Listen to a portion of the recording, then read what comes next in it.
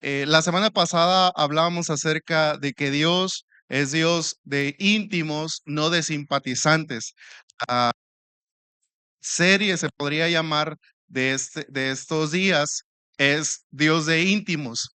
Y el domingo pasado hablamos acerca del rostro de Jesús. En esa predicación decíamos que Jesucristo cumple una doble función. Además de presentarnos al Padre, a nosotros, también Jesucristo nos presenta hacia el Padre, cumpliendo lo que dice 1 Timoteo 2:5, que hay un solo Dios y un solo mediador entre Dios y los hombres, Jesucristo hombre.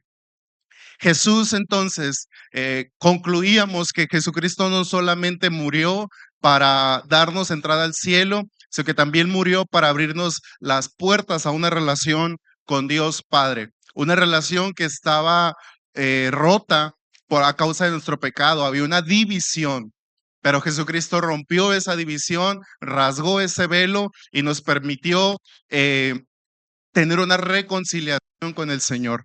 Ahora entre Dios y nosotros no hay una enemistad, sino que hay una puerta abierta para ser íntimos de Dios. La intimidad con Dios no es otra cosa sino estar en lo privado con el Señor, abrirle nuestro corazón y asimismo ser, eh, mm, observar, participar de su presencia, de su gloria.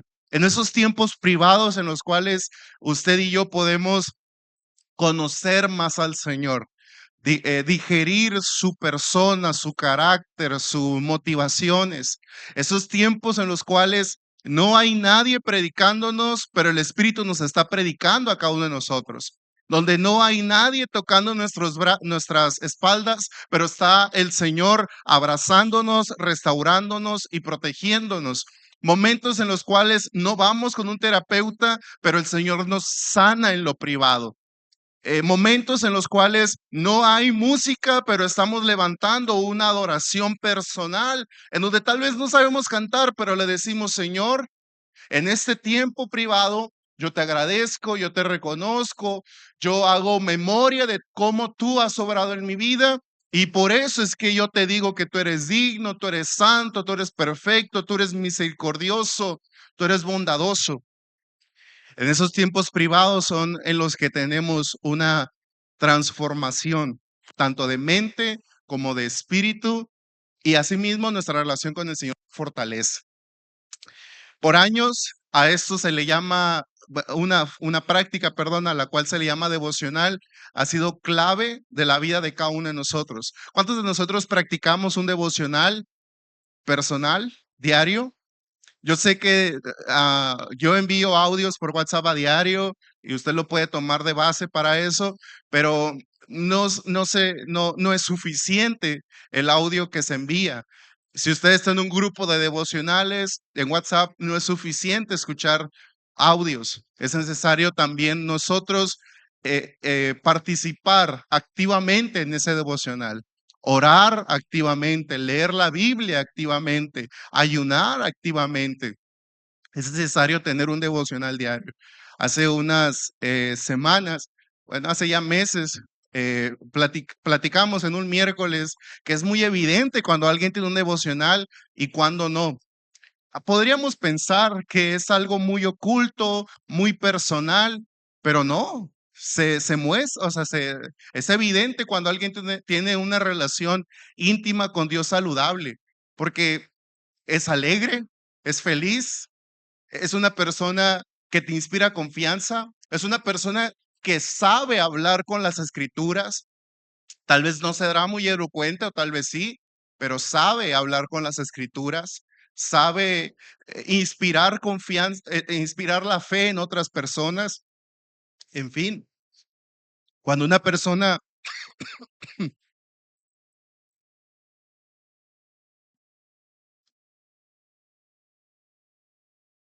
cuando una persona tiene un devocional, una vida devocional, se muestra. Y hoy el tema del día de hoy es la voz que no se oye en la multitud. Me gustaría leer el Salmo 25, versículo 14. Salmo 25, versículo 14. Le invito a que lo subraye, lo escriba a mano, lo aprenda de memoria. Yo antes pensaba que era muy difícil para mí aprenderme versículos de memoria, hasta que un día lo intenté, hasta que dije, ¿y si sí? Pero bueno, podríamos hablar acerca de eso porque eh, muchas veces nosotros nos perdemos de muchas bendiciones por ni siquiera intentarlo, ni siquiera hacerlo. No iba a predicar acerca de eso, ni iba a hablar acerca de eso, pero me acordé y es cierto. A veces es necesario decir un ¿y si sí? ¿Y si sí lo hago? ¿Y si sí me acerco al Señor? ¿Y si sí tengo un devocional diario? ¿Y si sí me entrego en totalidad a Dios? ¿Qué irá a pasar? Bueno, entonces un día me puse a escribir versículos y sí me los aprendí. Entonces, apréndase versículos. Eh, Salmo 25, versículo 14 dice, la comunión íntima de Jehová es con los que le temen y a ellos hará conocer su pacto. Qué interesante está esto porque eh, David escribe este salmo en el contexto del pueblo judío, más bien del pueblo israelita. Todavía el reino estaba unificado cuando David lo escribe y dice, la comunión íntima de Jehová es con los que le temen y a ellos hará conocer su pacto. ¿Pero qué pacto? Porque ya estaba una ley escrita. Estamos de acuerdo que a Israel se le dio una ley, estamos en la misma sintonía, un libro una Biblia, un prototipo de Biblia como hoy la conocemos, y ellos sabían que era lo bueno, que era lo malo. Entonces, si ya tenían algo escrito, ¿por qué dice a ellos hará revelar su pacto, o hará conocer su pacto? Porque hay cosas que nosotros la podemos saber de forma intelectual, pero que no las comprendemos o no las digerimos. No nos cae el 20. En palabras sencillas, no nos cae el 20 de algunas cosas hasta que pasa el tiempo y el Señor nos hace comprenderlas, nos hace entenderlas. Pero aquí David dice una condición. Aquellos que le temen, la comunión íntima de Jehová es con los que le temen. Y a esos que le temen, les hará conocer su pacto. La palabra temer en la Biblia, en este caso no significa miedo, sino significa una obediencia reverente. Es un reconocimiento de quién es la persona de Dios en tu vida. ¿Quién es Dios en tu vida? Tal vez algunos podrán decir Dios es simplemente el ser creador, mientras que otros radicalmente dirán algo diferente. Dios es mi Abba Padre. Es diferente ver a Dios como el creador a verlo como el Abba Padre. Es diferente ver, por ejemplo, los judíos entender la ley y decir, oye, pareciera que este libro simplemente es un conjunto de cosas que debo de hacer y cosas que no debo de hacer. Y pareciera que ser cristiano es complicarse la vida y es limitarse mucho. ¿Cuántos se familiarizan o entienden o han escuchado ese discurso? No, es que ser cristiano es vivir una vida aburrida sometido a ciertas condiciones o ciertas reglas. Pero qué diferente es cuando decimos, creo que hay un Dios creador de todas las cosas, creo que ese Dios está interesado en mi vida, creo que el Señor me quiere guiar en cada paso de mi vida, creo que este libro no es un libro de reglas, creo que este libro es la revelación de Dios para la humanidad a través de la cual tenemos vida o que apunta hacia la vida que es Jesucristo. Es muy diferente. Hará conocer su pacto a los íntimos, les hará entender, les hará comprender, les hará digerir. A esos les va a caer el 20. A esos va a venir una palabra rema, si se quieren poner más pentecostales. A esos va a venir una revelación. A los íntimos. Hay en la vida en Cristo momentos al inicio, sobre todo, que podemos llegar a tener una relación superficial con el Señor. que creemos que servir a Dios es simplemente venir a la iglesia. Pero pasa el tiempo y nos damos cuenta que no es eso, sino que servir a Dios es un involucramiento de nuestras emociones, de nuestros deseos, y que Dios no es Dios de domingo, sino que es Dios de todos los días. Pero eso, ¿cuándo ocurre? No ocurre al inicio de nuestro caminar con Cristo, ocurre después de un tiempo caminando con Él.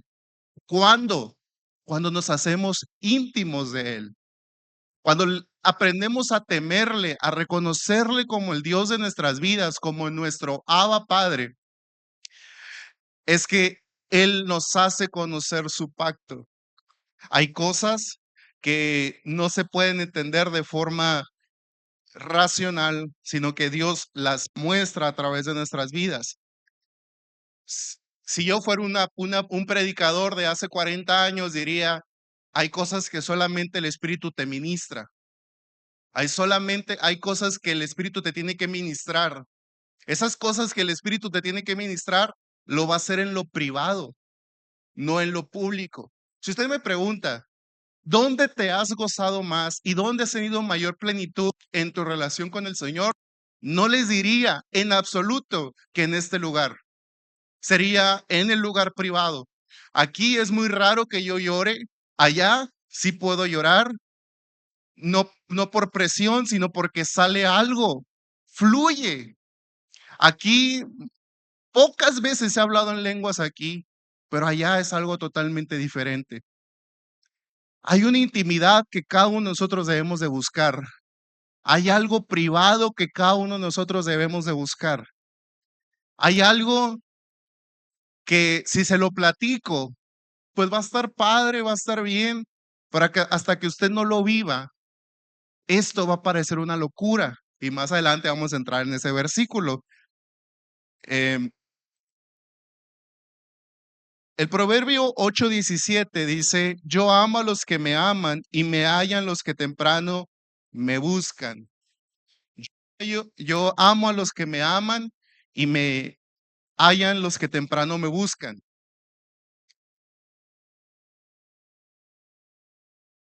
En la madrugada, muy de mañana, o no sé si usted es de los míos, muy de noche, cuando ya no tenemos el ruido de la gente, ahí es donde podemos platicar más libremente con Dios. No sé cuántos de ustedes anduvieron de novios mucho tiempo antes de casarse, o bueno, los que están casados o los que tengan un novio, una novia, no sé, que las primeras citas son importantísimas. Y una regla de vida en las primeras citas es, no vayas al cine, no vayas al cine. ¿Por qué no irías al cine?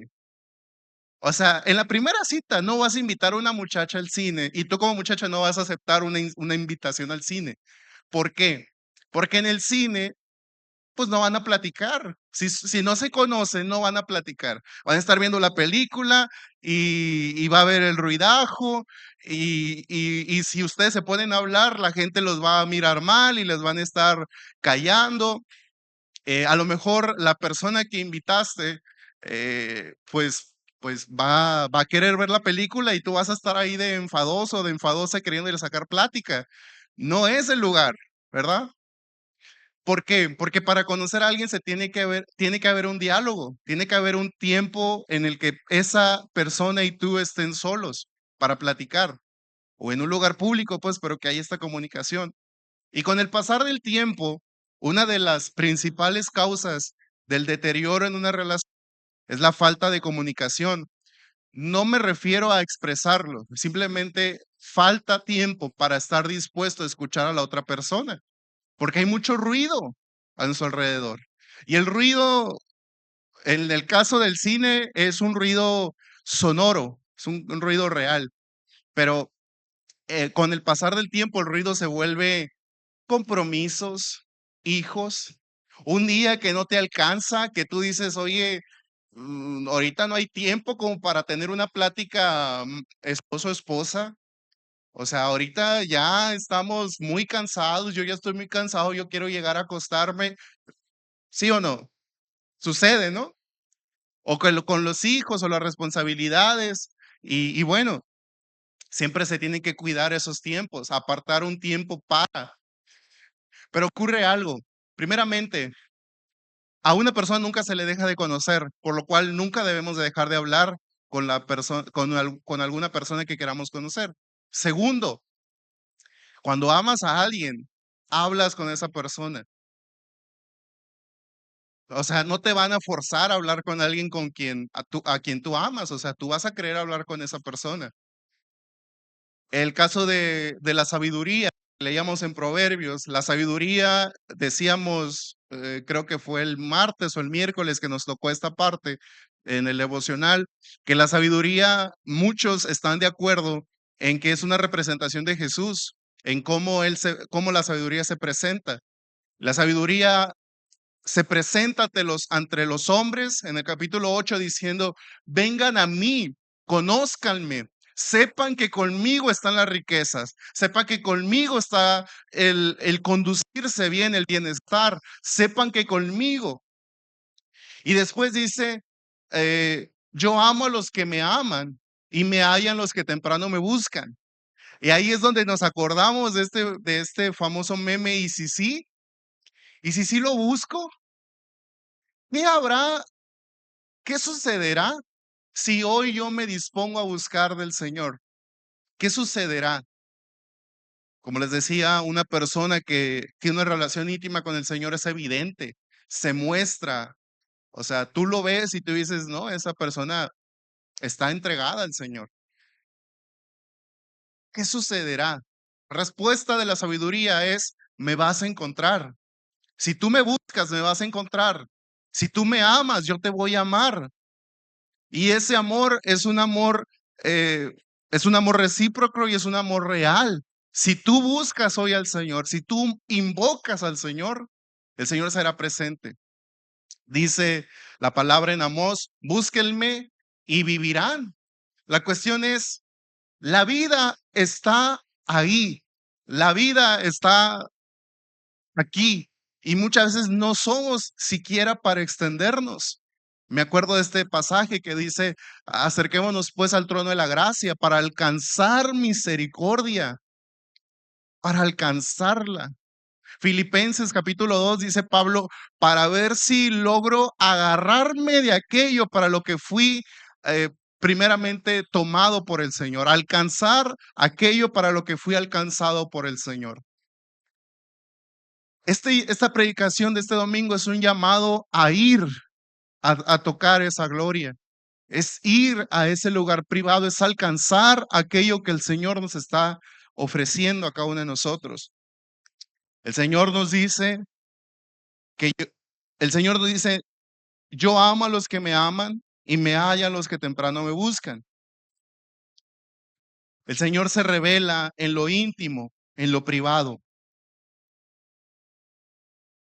Hay un pasaje muy fuerte que es Jeremías 23:18.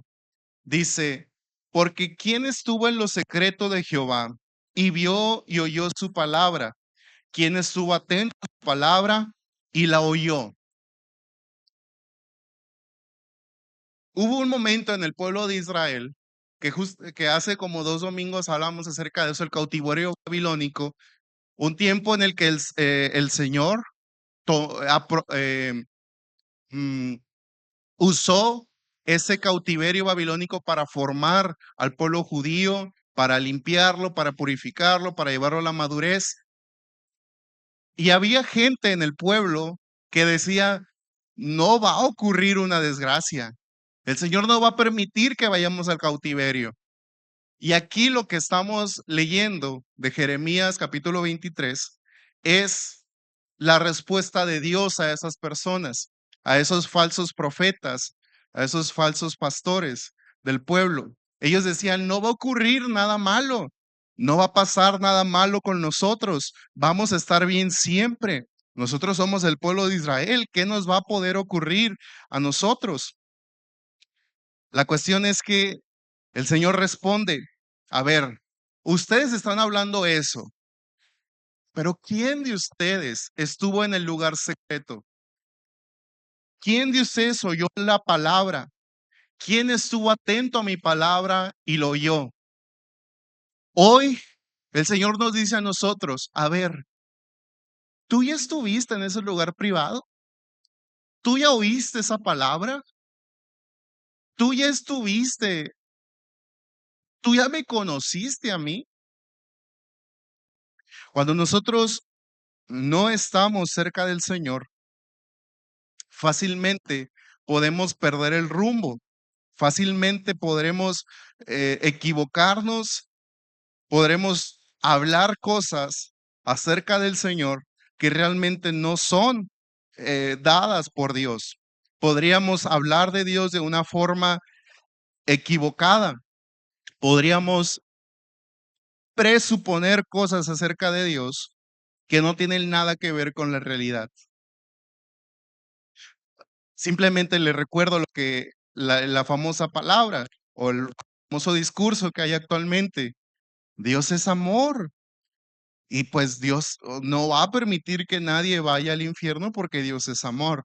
Se toma una verdad bíblica y se transforma en un discurso equivocado.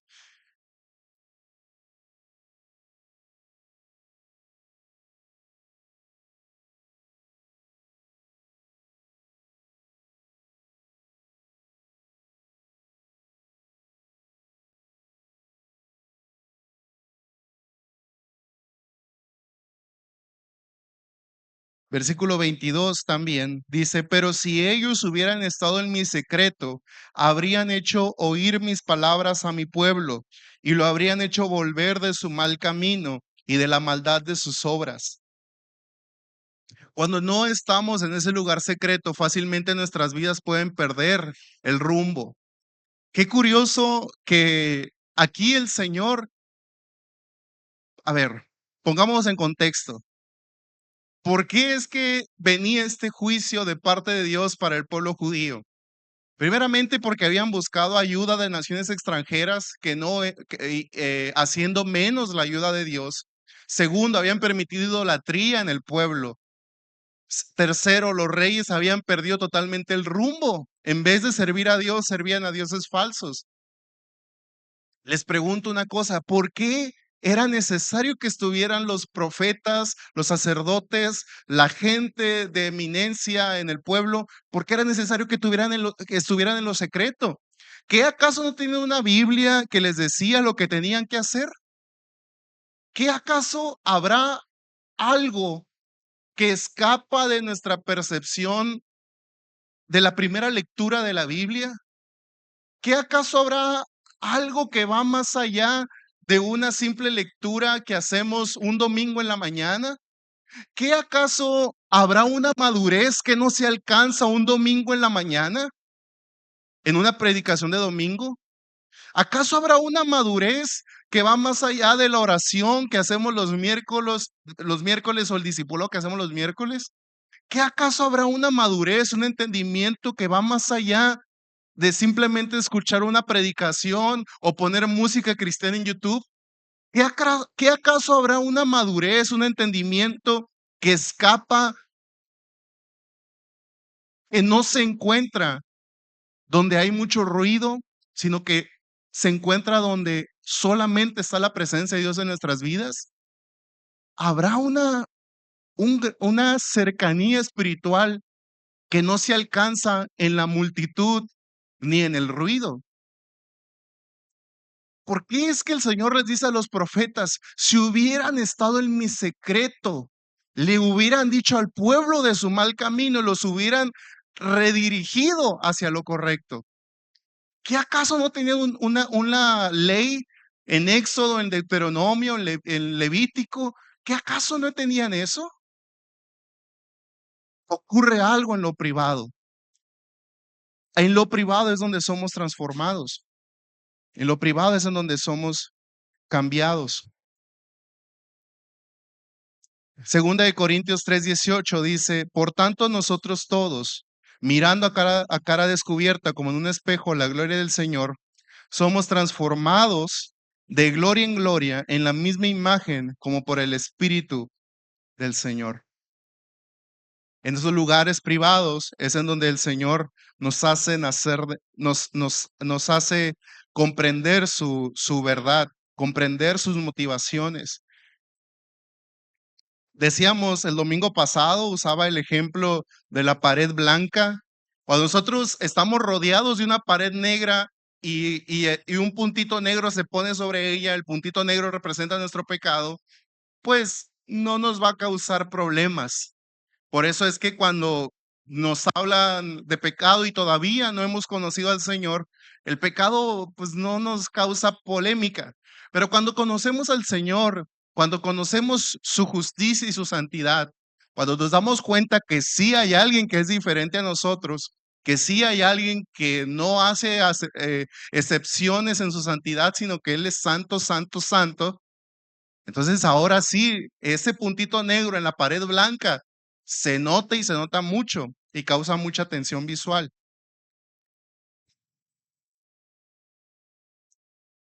Dice Primera de Corintios capítulo 2 14: el hombre natural no percibe las cosas que son del Espíritu de Dios, porque para él son locura y no las puede entender, porque se han de discernir espiritualmente. A ver, ahora les abro el diálogo. Quiero que hagan sus opiniones, vayan preparando un poco sus opiniones. Aquí donde entra,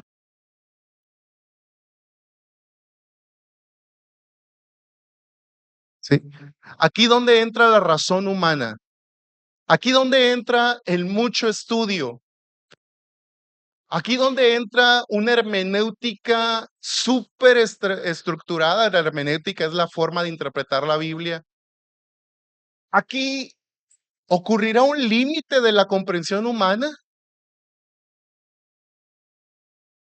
Hay cosas que se pueden entender simplemente en lo natural, o hay cosas que solamente el Espíritu nos puede explicar. Porque el hombre natural no percibe las cosas que son del Espíritu de Dios, porque para él son locura, no las puede entender, porque se han de discernir espiritualmente. Una mujer que está en duelo por la pérdida de su hijo o de su hija, uno le puede recitar versículos y versículos y versículos.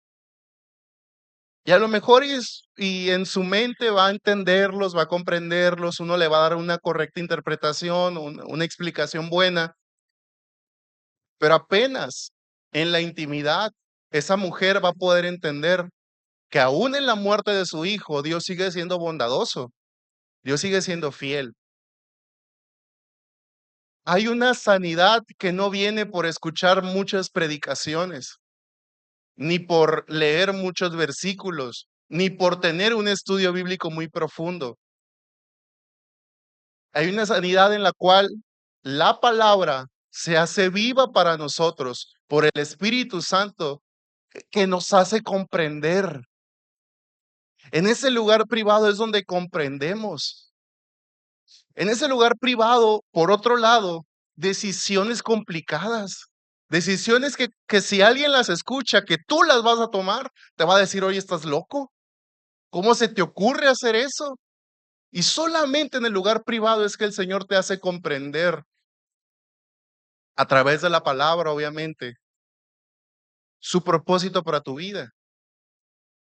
Hay cosas que son espirituales y lo espiritual se discierne con el espíritu, no se discierne con el intelecto natural.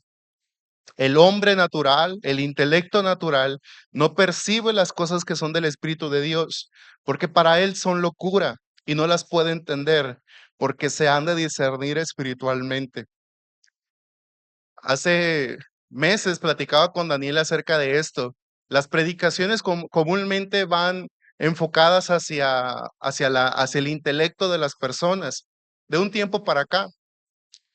Y la gente toma lo que le parece lógico, lo que le parece, mm, lo que se le hace, mm, se me va la palabra, lo que se le hace aceptable.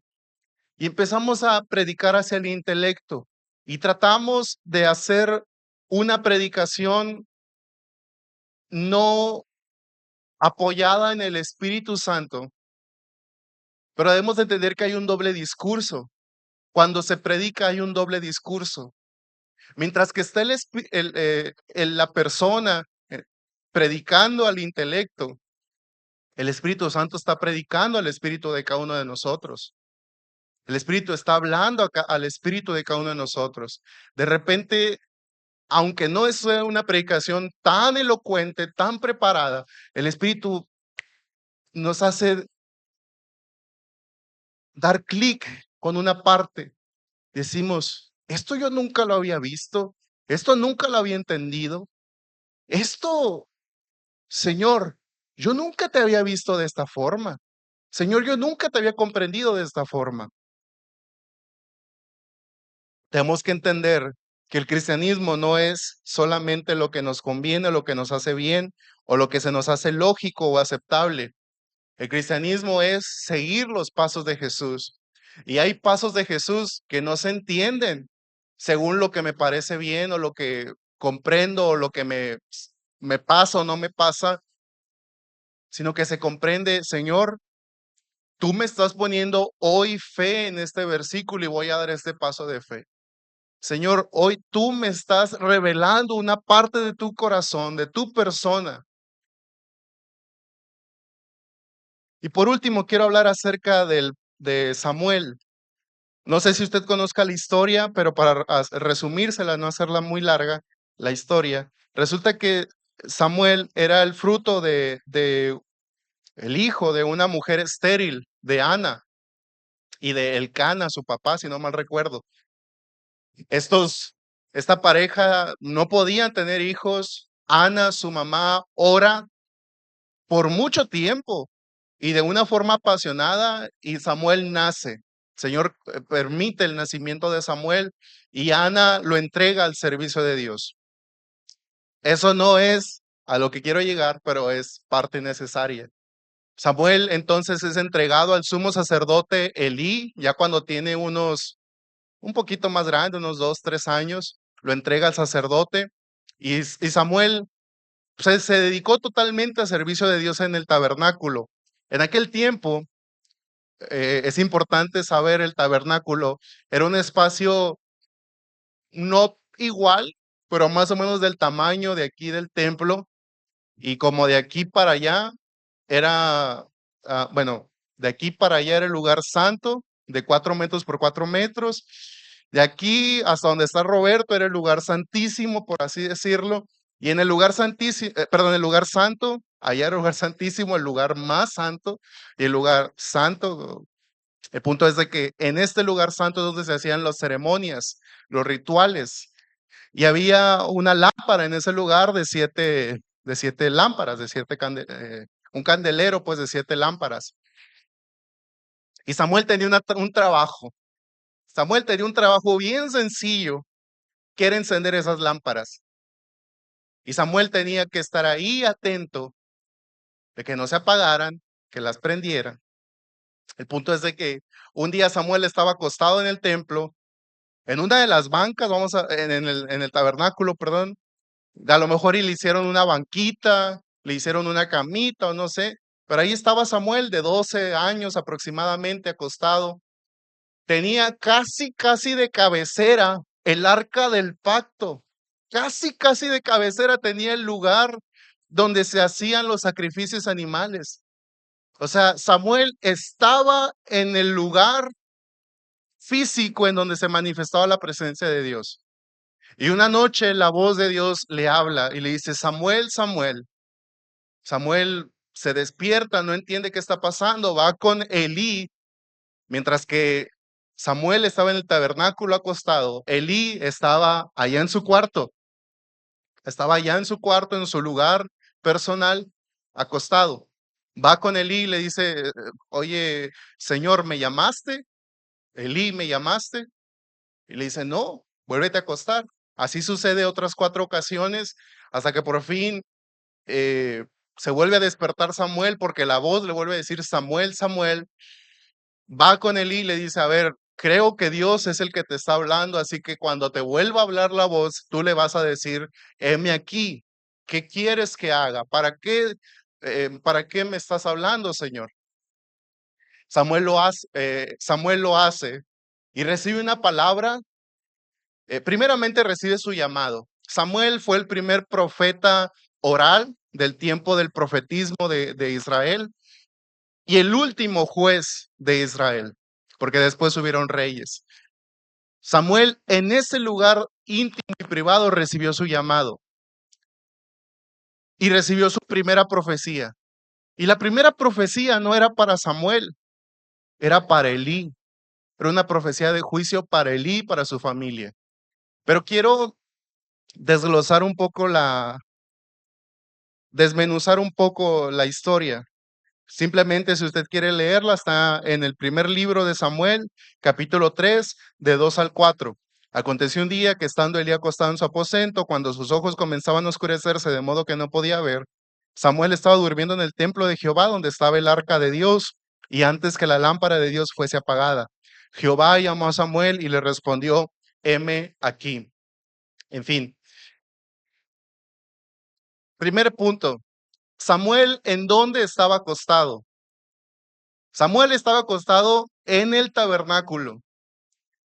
Dice el pasaje donde estaba el arca de Dios. No literalmente porque no podía estar específicamente donde estaba el arca de Dios, pero se refiere a que estaba cerca. Para oír la voz en nuestras vidas tenemos que estar en el lugar correcto, en el momento correcto. Diga conmigo, lugar correcto, en el momento correcto. Ese es el primer punto práctico. Busca el lugar correcto en el momento correcto. Samuel no estaba allá en una de las carpas en una de las tiendas de alguna de las tribus de Israel. Samuel estaba en el tabernáculo. Punto número 2. Dios no le habla a superficiales.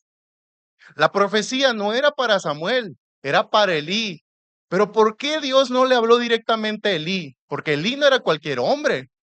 Elí era el sumo sacerdote. Si usted me pregunta, pues ¿a quién es más lógico hablarle? ¿A un jovencito Samuel o a un hombre experimentado en las cosas de Dios como Elí? Creo yo que el segundo, ¿verdad? Pero Elí, ¿dónde estaba? Elí estaba allá en su aposento, en su cuarto, en su tienda, mientras que Samuel estaba acá. Entiendo que Elí ya era un hombre mayor y que pues uno podría argumentar y decir, ay, pastor, eso no tiene significado, eso ¿qué tiene? Pues estaba en su cuarto, ni modo.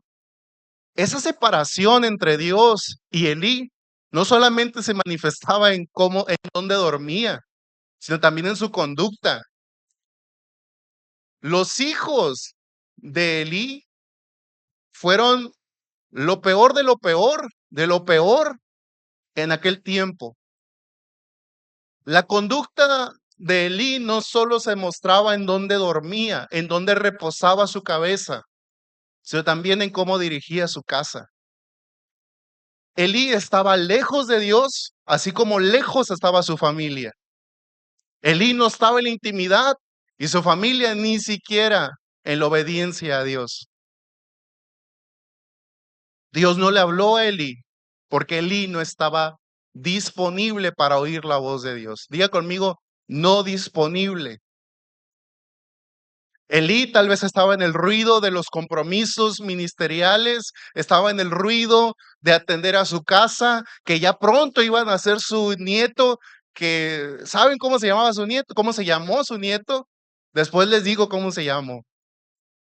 Estaba ocupado en esos pendientes, estaba ocupado en cómo iba a mantener el sacerdocio, el sumo sacerdocio, estaba atento a las guerras que se estaban luchando, pero se olvidó de lo importante que es la intimidad con Dios. Estoy seguro que si hubiera estado cuidando su intimidad con Dios, sus hijos no se hubieran descarriado. Pero Dios no le habla a superficiales, Dios le habla a íntimos. ¿Amén o no amén? ¿Es cierto o no es cierto? Entonces, Elí diario iba al templo. No sé cuánto se quedaba, pero eventualmente se iba. Samuel se quedaba. Ahí es donde habitaba él, ahí era donde Samuel vivía. La voz de Dios no se escucha en el ruido, se escucha en lo íntimo, en lo privado, en lo silencioso. Busquemos estar en el lugar correcto, en el momento correcto y recordemos, Dios no habla a superficiales, Dios habla a íntimos. Vemos entonces que Samuel es un perfecto ejemplo de la diferencia entre ser un superficial y ser un íntimo de parte del Señor.